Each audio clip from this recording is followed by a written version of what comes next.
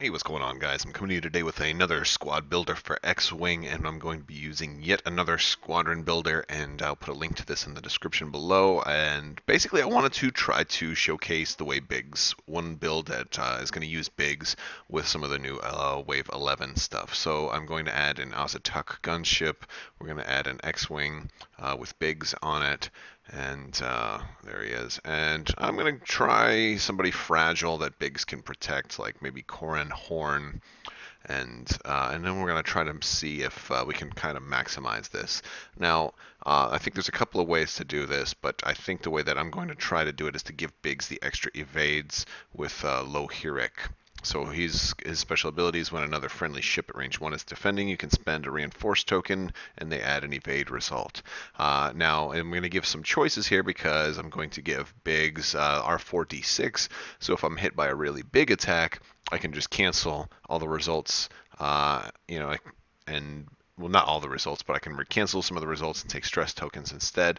If it's a smaller attack, Lohiric can spend the reinforced token. So we're going to give Big some survivability there. And of course, we'll give integrated astromech as well. And now Lohiric is pretty much just going to be doing reinforce, but I will also add in Wookiee commandos. That's a nice little offensive thing that you can do all the time. Even if you get denied an action, you can always just re-roll your eyeballs. Since I know he's pretty much always going to be reinforcing. And for a free upgrade, let's give him Trick Shot. In case there's an obstructed attack, he can just re-roll, or he can roll an extra die to make up for it. So, and considering that'll actually work fairly well with the Wookiee commandos, it gives him a little bit of offense while he is also a support ship. I think that's going to be pretty nice. So we've got Biggs there, and we've got the Lohiric over here. Now let's look at Corran Horn, and there's I think the obvious thing to run is fire control system with Corran Horn, so in case I do want to attack twice. I'm also going to give Corran Horn one of their somewhat newer. For with the U-Wing, we got expertise. I think expertise is just a great option to put on Corran Horn because of the double attack. This is anytime you're attacking, as long as you're not stressed. So I get my re-rolls from fire control system. I get all of this here. So Corran Horn can actually spend his action to evade. And this is really like in case Biggs ends up getting killed and they go after Corran Horn, or if I need to separate Corran Horn from the pack for whatever reason. So I can now afford to spend Corran Horn's actions to barrel roll or to evade if I need to do that. Or the first round, perhaps even getting a target lock just for that first shot. But and that gives me 96 points right here, and I will go ahead and just add R2D2. You don't have to. Like BB8 would be pretty good right here, and there's definitely a lot of options, but I'll go with R2D2 for now.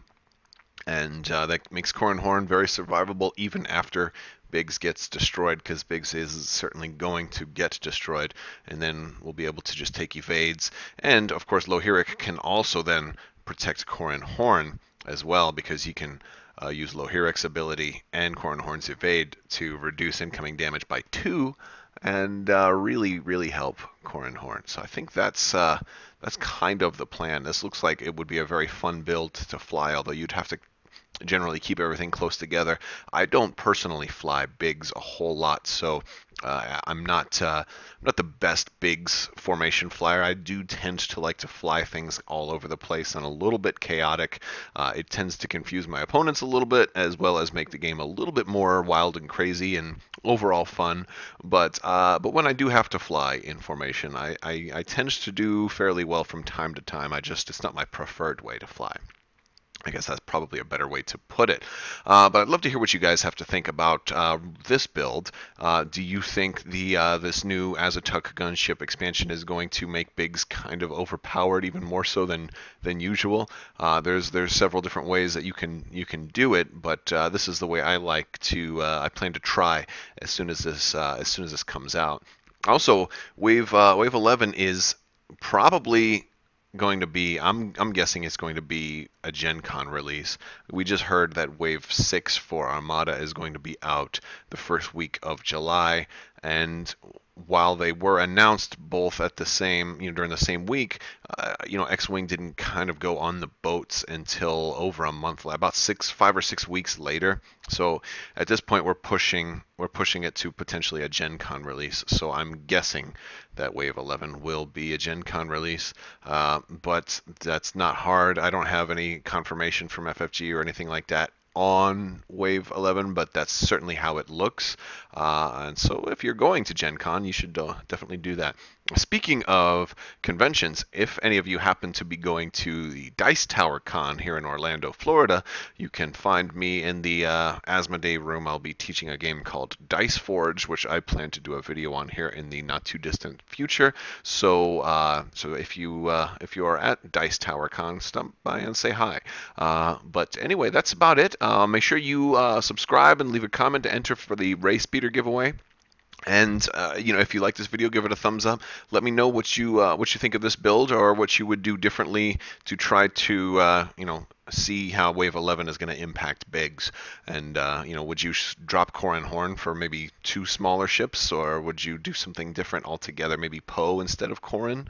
There's definitely lots of options there. But let me know what you guys think. And as always, thank you guys so much for watching. Have a wonderful day.